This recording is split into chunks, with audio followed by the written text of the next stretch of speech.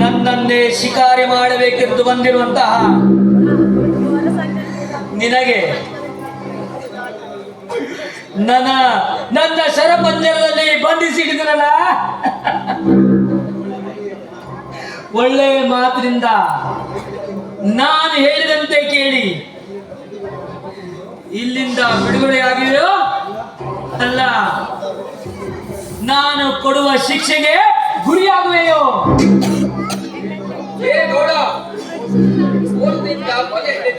ಕಟ್ಟಿ ಹಾಕಿರುವ ರಣ ಹೇಳಿ ತಾಕತ್ತರೆ ಬಿಚ್ಚಿ ನೋಡಿ. ಏ ಶೇಖರ್, 110 ಹಳ್ಳಿಯ ಶಾಸಕನಾದಂತಹ ನನಗೆ ಲೇ ಹಚ್ಚಿ ಮಗಳಿದರೆ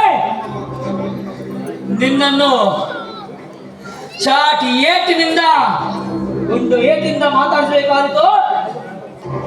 ಎಚ್ಚರಿದ್ದ ಮಗಳು. ನಿನ್ನ ಈ ಪುಟ್ಟಟಿಗೆಯ ಈಗಿನ ವಿವಾದಕ್ಕೆ ಹೆದರುವಂತ ಕಣ್ಣು ನಾದಲ್ಲ ಕೊಡು. ತಾಕತ್ತಿದ್ದರೆ ಕಟ್ಟಿರುವ ಈ ಕಟ್ಟೆಯನ್ನು ಬಿಚ್ಚಿ ನೋಡು.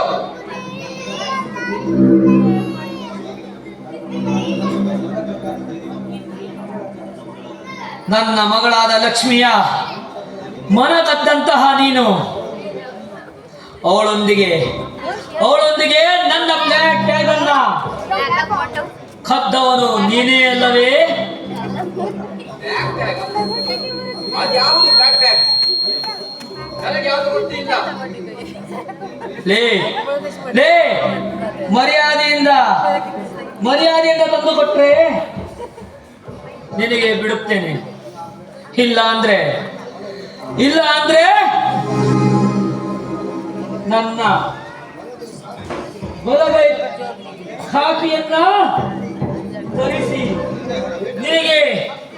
ನಿನಗೆ ಸರಿಯಾಗಿ ಬುದ್ಧಿ ಕಲಿಸ್ತೀನಿ. ಏ ನೋಡ, ಕಾಫಿ ಬಟ್ಟೆಗೆ ಹೆದರುವಂತ ಹೇಳಿಯಲ್ಲ ಕೊಡಿ ಶೇಖರ. ಯಾವ ಸರ್ಕಾರ ಬಂದರೂ ಎದುರುವ ಹೇಳಿಯಲ್ಲ ಕೊನೆಯುವುದು. ಯಾಕಂದ್ರೆ ಏಟಿನಿಂದ ಹುಲಿಗೆ ಬೇಟೆಯಾಡುವುದು ಗೊತ್ತು, ಬೇಟೆ ಮರೆಯುವುದು ಗೊತ್ತು. ಮಾಡಿ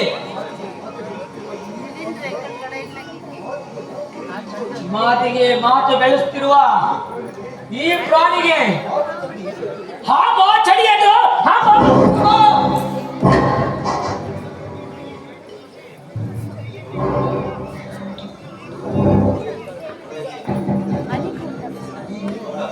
ಏ ಗೌಡ, ಬರುವ ಎಂದು ಮತ್ತೆ ಕೂಗಿದರೆ ನಿನ್ನ ರಕ್ತ ಕುಡಿದು ಬಿಡುವೆನು ಜೋಕೆ. ನಿನ್ನಲ್ಲಿ ಗಂಡಸಕ್ಕೆ ನಮ್ಮ ತಾಕತ್ತಿದ್ದರೆ ದಿಕ್ಕಿ ನೋಡು ಈ ನನ್ನ ಸರಪಳಿಯನ್ನ.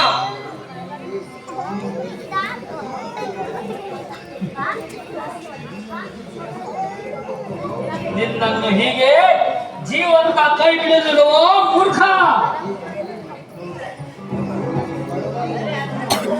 ಏ ಗೌಡ, ಬಡವ ಎಂದು ಪದೇ ಕೂಗಲು ನಿನ್ನ ಶ್ರೀಮಂತಿಕೆಯಿಂದ ನಿನ್ನ ರಕ್ತವನ್ನು ಕುಡಿದು ಬಿಡುವೆನು ಜೋಕೆ. ವಿಲೇಶ್ ಗಮನಾರ ಕೈಯಿಂದ ಪ್ರಾಣ ದೇಹ ಇದು.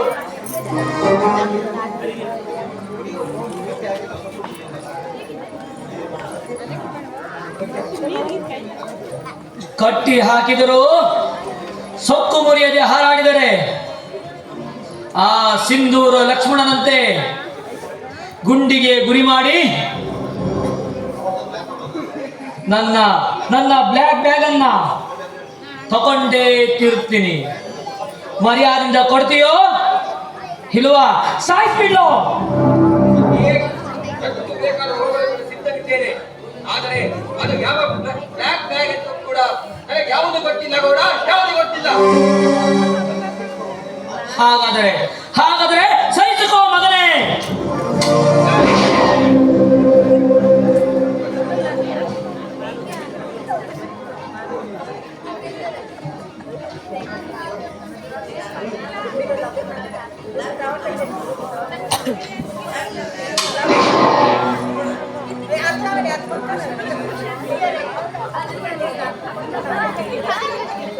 ಏ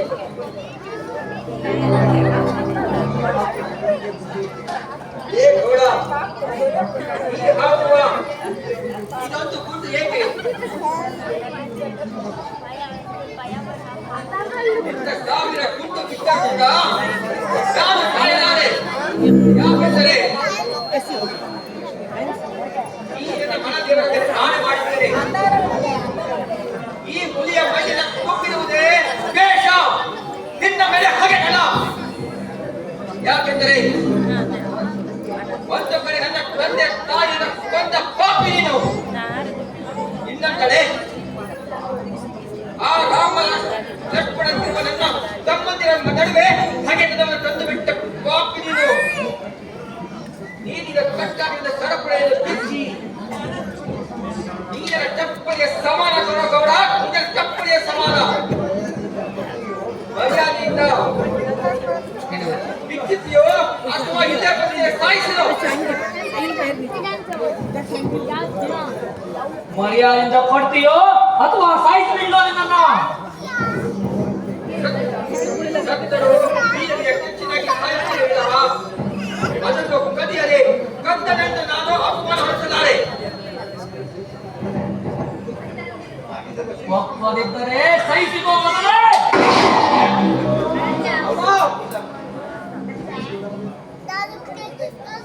ಬಳಿ ಬಾ, ಹೋಗುವ.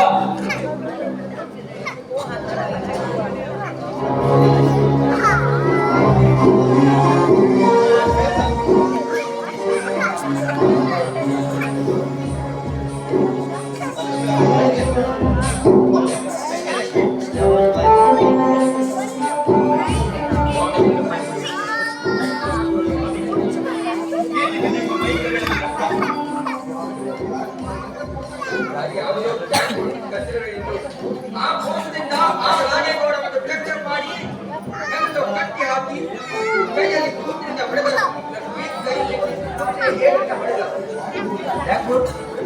ಬ್ಲ್ಯಾಕ್ ಬೋರ್ಡ್ ಕಥವನ್ನು ನೀನೇ ಎಂದು ತಿಳಿದು ಈ ರೀತಿ ಕಟ್ಟಿ ಹೊಡೆದಿನ ಗೌಡ.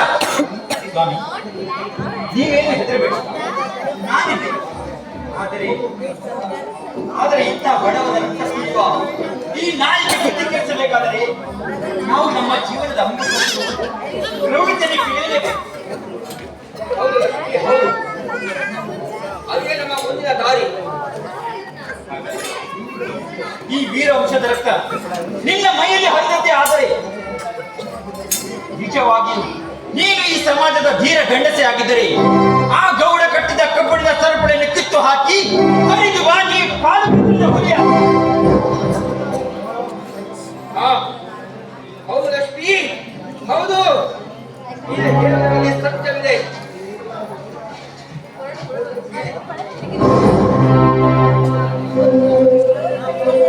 ಏ ಮಗನೇ ಗೌಡ, ಮೋಸದಿಂದ ನೀನು ನನ್ನ ಕಟ್ಟಿ ಹಾಕಿ ನನ್ನ ಕೈಗೆ ಗುಂಡೆಟ ಹೊಡೆದಿರುವೆ.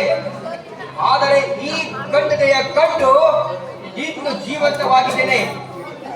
ಮುಂದೆ ನಿನ್ನ ಜೀವನದಲ್ಲಿ ಕಾಲು ಕೆರೆದ ಹುಲಿಯಾಗಿ ನಿನ್ನ ಸಮಾನ ಮಾಡೇ ಮಾಡುತ್ತೇನೆ.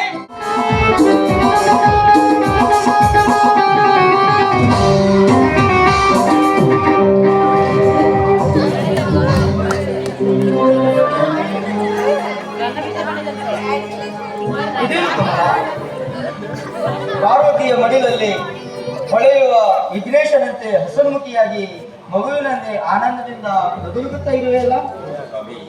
ದುಡಿದು ಬೇಜಾರಾಗಿ ಬಂದ ನಮಗೆ ಈ ಹರ್ಷದಾಯಕ ಮಗುವೇ ತೇಜದಾಯಕವಲ್ಲವೇ? ಹೌದು ಕಮಲ. ಕಮಲ, ಹೀಗೆ ನಗು ನಗುತ್ತಾ ನೀನು ಮಗನೊಂದಿಗೆ ಸಂತೋಷವಾಗಿರು. ನೋಡಿ ಸ್ವಾಮಿ, ಮಗು ನಿಮ್ಮನ್ನೇ ಧಿಕ್ಕರಿಸಿ ನೋಡ್ತಿದ್ದೇನಲ್ಲ, ನೋಡಿ ಸ್ವಾಮಿ. ಕಮಲ, ನನಗೆ ಸ್ವಲ್ಪ ಕೆಲಸವಿದೆ, ನಾನೇ ಹೋಗಿ ಬರುತ್ತೇನೆ. ಹುಷಾರು ಮಗುವಿನಂತೆ. ಆಯ್ತು ಸ್ವಾಮಿ. ಸ್ವಾಮಿ ಅಖಂಡೇಶ್ವರ, ಈ ನಮ್ಮ ಮನೆಯವರ ಬಡತನವನ್ನು ನಿರ್ಮೂಲನೆ ಮಾಡಪ್ಪ, ನಿರ್ಮೂಲನೆ ಮಾಡು.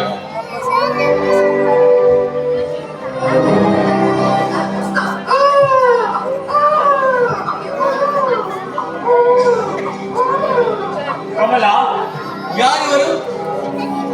ಹೆದರಬೇಡ, ನಾನೇ ನಿನ್ನನ್ನು ಪ್ರೀತಿಸುವ ಜಗನ್ನಾಥ.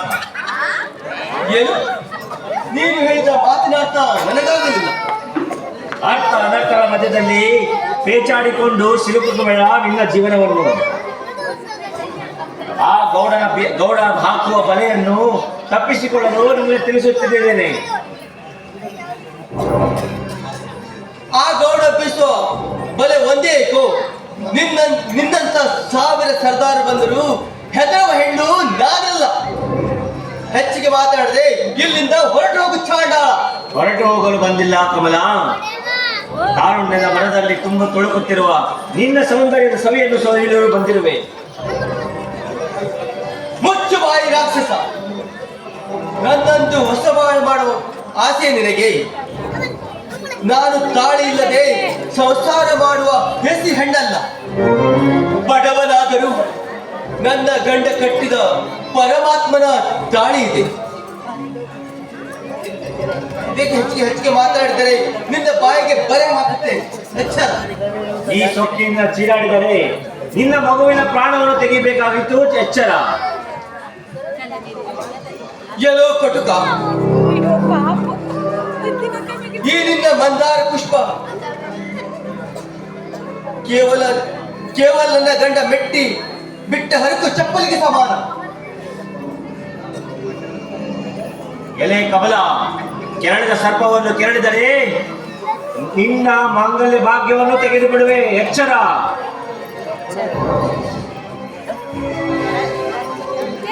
ಸತ್ತು ಹೋದರೂ ನಿನ್ನ ಶೀಲವನ್ನು ಸರಿಯಲ್ಲಿ ಬಿಡಲಾರೆ.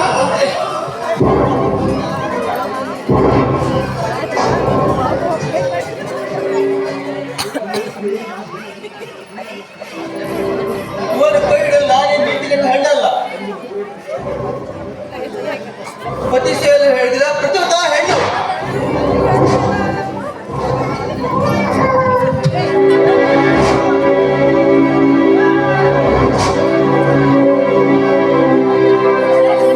ನಾನು ನಿಲ್ಲುವ ಸಮಯ ಸಾಧಿಸಿ ನನ್ನ ಹೆಂಡತಿಯ ಮೇಲೆ ಬಂದಿಯಾ? ನನಗೆ ಎದುರಾಗಿ ಬಂದ ನೀನ್ ಯಾವುದಲ್ಲೇ? ನಿಮ್ಮಂತ ಕಾಮುಕರನ್ನ ಕಣ್ಣು ಕಿತ್ತಿ ಮಣ್ಣು ಮುಖ್ಯದಿಂದ ಬಂದ ಯಮರಾಜ. ಲೇ ಬಡವ, ನಿನ್ನಲ್ಲಿ ಗಂಡಸ್ಥರ ಇದ್ದರೆ ಸರಿದು ಬಿಡು. ನಿಮ್ಮಂತ ಶ್ರೀಮಂತರು ನನ್ನ ತಮ್ಮನನ್ನು ದುಡ್ಡಿನ ಆಸೆ ತೋರಿಸಿ ಹೆಣ್ಣಿನ ಆಸೆ ತೋರಿಸಿ ಅವನ ಜೀವನವನ್ನು ಹಾಳು ಮಾಡಿದ ನಿಮ್ಮನ್ನ ಬಿಡಲಾರೆ.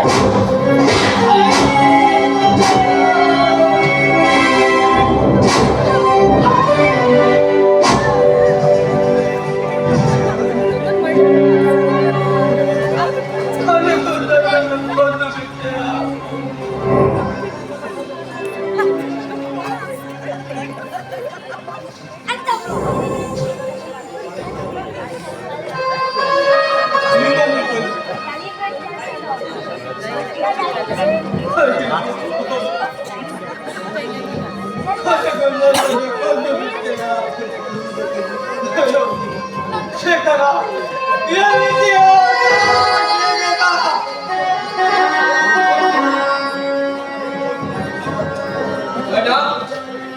ಅಣ್ಣ,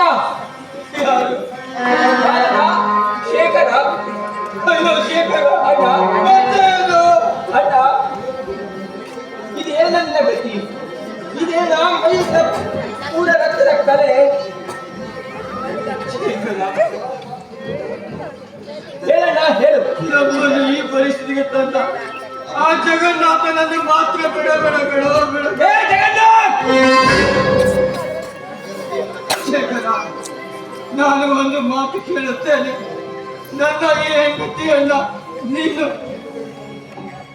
ಅವರ ಜೀವನದೊಳೆ ನೀನು ಹೊರಬೇಕಪ್ಪ.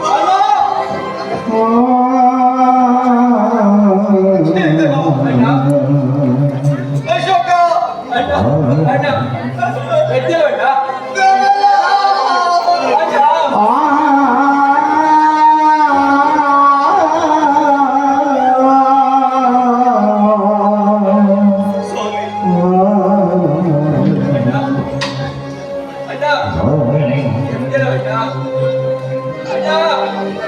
ಅಣ್ಣ,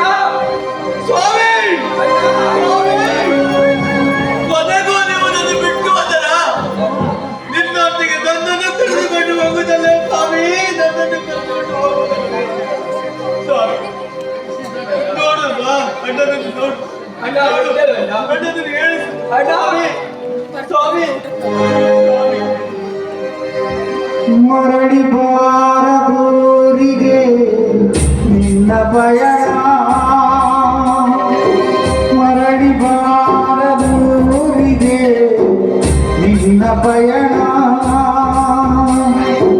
ಹೇಳಲಾಗದ ಮಾತಿನಲ್ಲಿ ಕೇಳಲಾಗದ ಧ್ವನಿಯಲ್ಲಿ ನೋಡಲಾಗದ ಕಣ್ಣಿನಲ್ಲಿ ಅಚಿತ ಭೀತಿ ಮನದಲ್ಲಿ ಮರಳಿ ಬಾರದೂರಿಗೆ ನಿನ್ನ ಪಯಣ.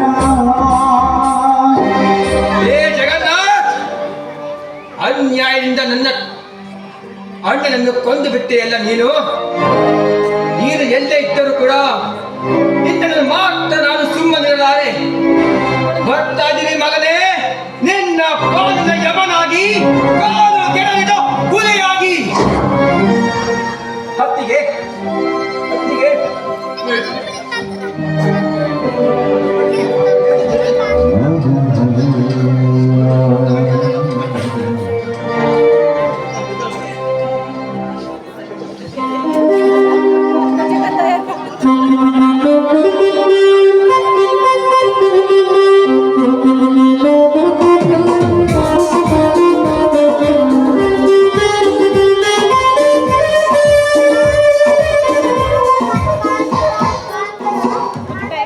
ದೀಪಕ್ ಗೋಕರ್ಣಕರ್ ಅವರು ಶೇಖರ್ ಪಾತ್ರ ಮಾಡಿದಂಥ ಕಲಾವಿದರಿಗೆ 200 ರೂಪಾಯಿ ನೀಡಿದ್ದಾರೆ. ದೀಪಕ್ ಗೋಕರ್ಣಕರ್ 200 ರೂಪಾಯಿ. ಪಟ್ಟಣದ ಕಲಾವಿದರಿಗೆ ಹಾಗೆ ನಾಟಕ ಮಂಡಳಿಗೆ 200 ರೂಪಾಯಿ ನೀಡಿದ್ದಾರೆ. ದೀಪಕ್ ಗೋಕರ್ಣಕರ್ ನಾಟಕ ಮಂಡಳಿ ಕಲಾವಿದರಿಗೆ ತುಂಬ ಧನ್ಯವಾದ.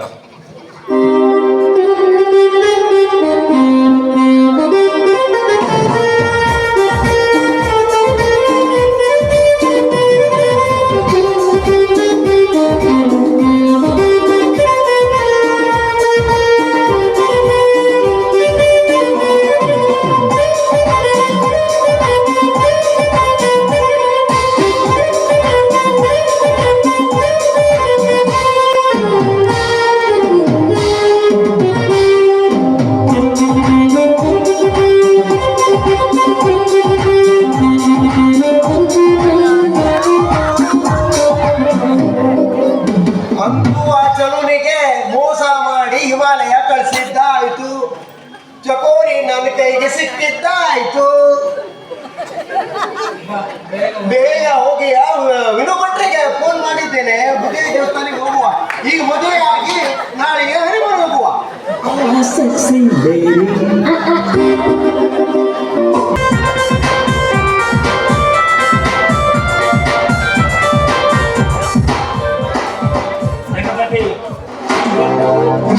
ಸಮಾರಂಭದಲ್ಲಿ ನಾವು ಇಲ್ಲಿ ಪಾಲ್ಗೊಂಡಿದ್ದೇವೆ.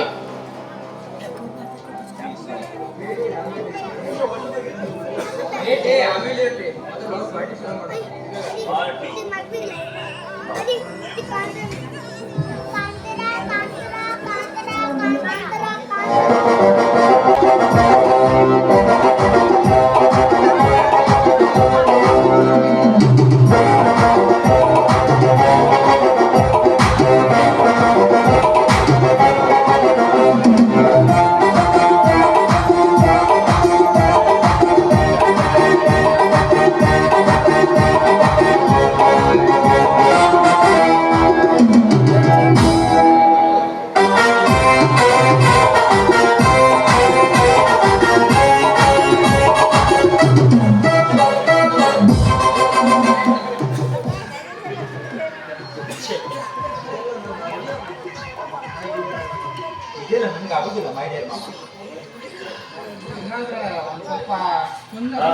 ಲಾಂಚ್ ಮಾಡ್ಬಿಡು. ನಿಮ್ಮ ಜೊತೆ ಹಾಡಿ ಕುಣಿಯಲಿಕ್ಕೆ ಬಂದಿದ್ದೇನೆ. ಶುರುವಾಗಲಿ. Music please.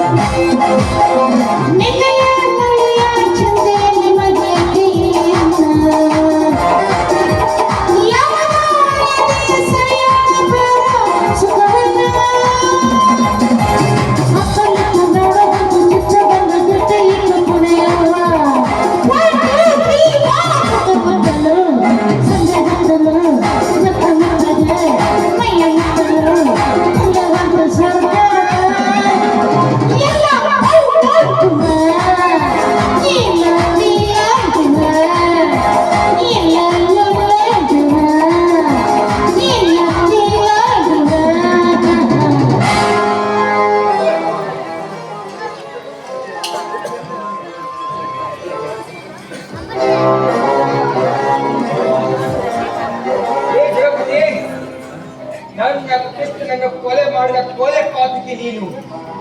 ನಿನ್ನನ್ನು ಮಾತ್ರ ನಾನೆಂದು ಸುಮ್ಮನೆ ಮಾಡಿ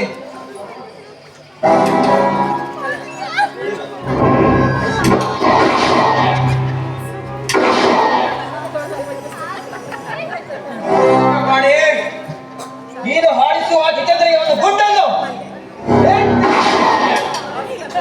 ಅನ್ಯಾಯದಿಂದ ನನ್ನ ಹಣವನ್ನು ಕೊಂದೇ ಇಲ್ಲ ನೀನು. ಇದು ತೆಗೆದುಕೊಂಡಾಗ ಶಕ್ತಿ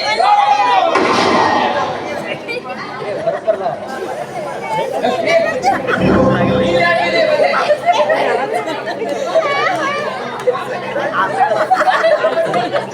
ಲಕ್ಷ್ಮಿ, ಇಂಥ ಕಳ್ಳ ಕದಿಮ ಜಾಗದಲ್ಲಿ ನೀನು ಒಂದು ದಿನ ಕಂಡಿಲ್ಲ ಬಾರು.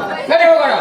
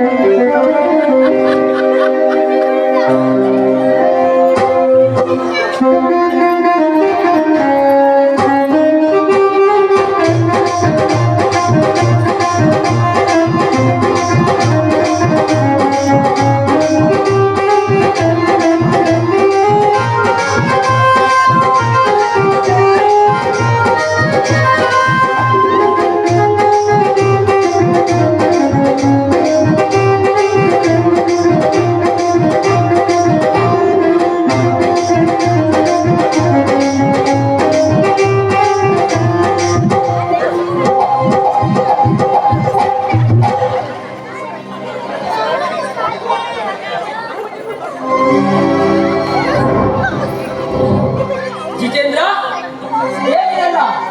ಯಾರು ನಿನ್ನನ್ನು ಕಟ್ಟಿ ಹಾಕಿದವರು? ಬೇರೆ ಯಾರು ಅಲ್ಲ, ತಗೆಗೌಡ ನಾನೇ. ಏನು ಮಾಡ್ತೀಯ ಇವಾಗ?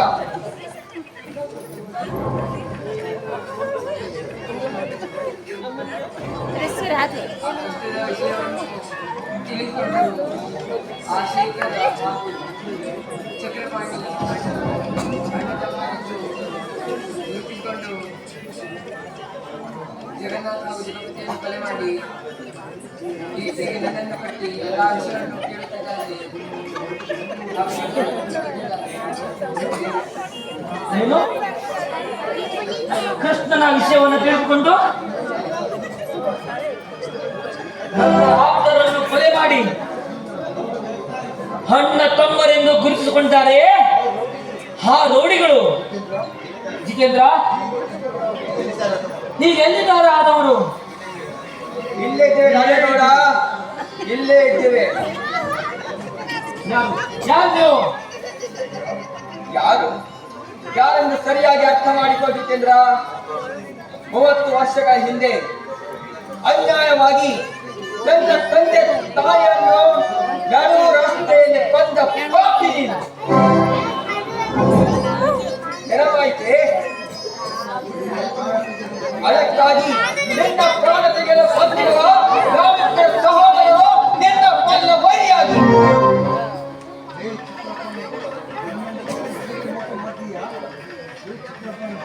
ಏ ಚಕ್ರಪಾಣಿ, ನನ್ನೊಂದಿಗೆ ಇದ್ದು ನನಗೆ ಮೋಸ ಮಾಡಿದ್ದೀಯಾ?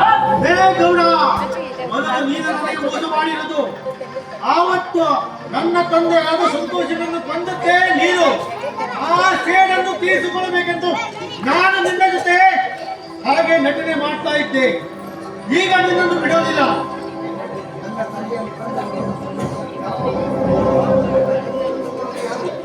ಯಾವ ವಿಷಯಕ್ಕೋಸ್ಕರ ನನ್ನ ತಂದೆಯನ್ನು ಕೊಂದಿದ್ದು ಹೇಳು ಗೌಡ. ನನಗೆ ಗೊತ್ತಿಲ್ಲ, ಹೇಳು.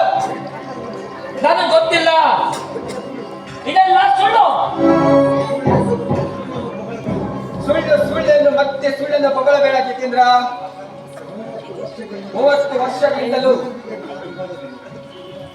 ವರ್ಷಗಳಿಂದಲೂ ಈ ನನ್ನ ತಂದೆ ತಾಯಿನ ಕಳೆದುಕೊಂಡು ಬಿರುಕಟ್ಟಿನಾಗಿರೋ ನನಗೆ ನಿನ್ನ ಮೇಲೆ ಸೇಡು ತೀರಿಸಿಕೊಳ್ಳಬೇಕೆಂದೇ ಬಂದಿರುವೆ. ಗೌಡ, ಇನ್ನು ಕಾಯುವುದು ಬೇಡ. ಇವನನ್ನು ಹೊಡೆದು ಬಿಡೋಣ.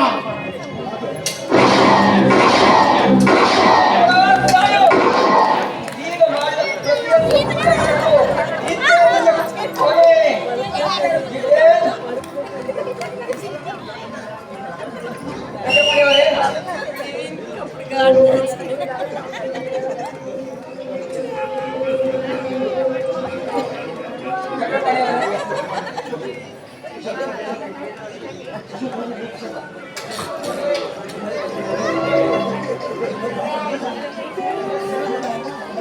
ಅರೆಸ್ಟ್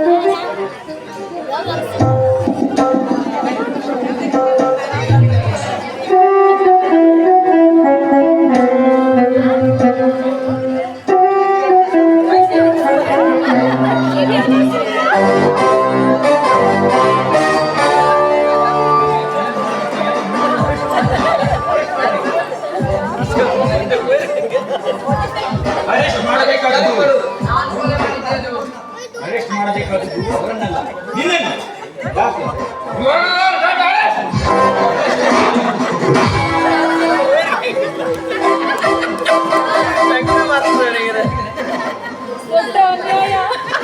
ನಾನು ಈ ಕೊಲೆಯನ್ನು ಮಾಡಿದ್ದೇನೆ.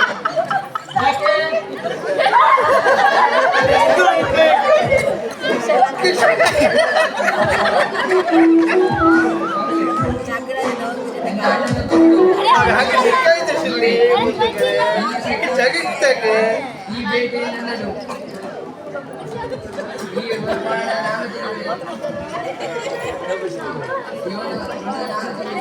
ಇನ್ಸ್ಪೆಕ್ಟರ್, ಅಶೋಕನನ್ನ ಬಿಟ್ಟುಬಿಡಿ. ಈ ಎಲ್ಲ ಕೊಲೆ ಮಾಡಿದ್ದೆ ಜಿತೇಂದ್ರ. ಅವರಾಗಿ ಸತ್ಯ ಒಪ್ಪಿಕೊಂಡಿದ ಮೇಲೆ ಅವರನ್ನು ಅರೆಸ್ಟ್ ಮಾಡಬಹುದು.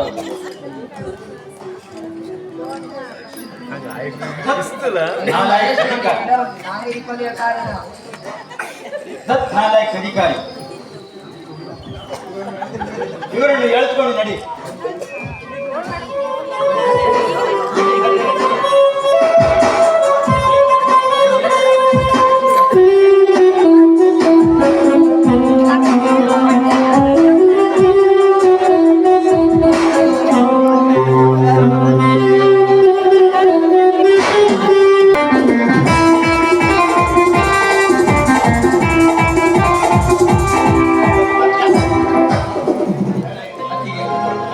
ನಮ್ಮಿಬ್ಬರನ್ನು ಆಶೀರ್ವಾದ ಮಾಡಿ.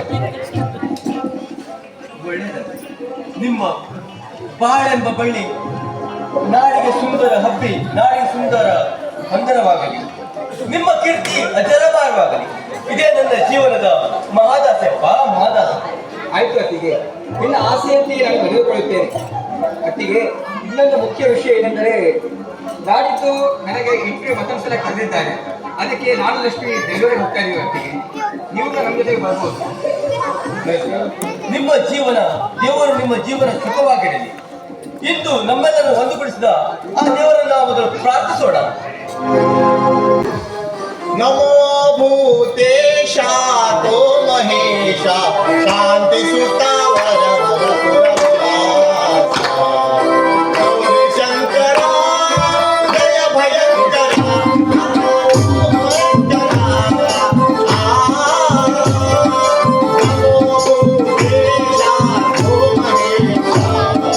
ಶಾಂತಿ ಸುತ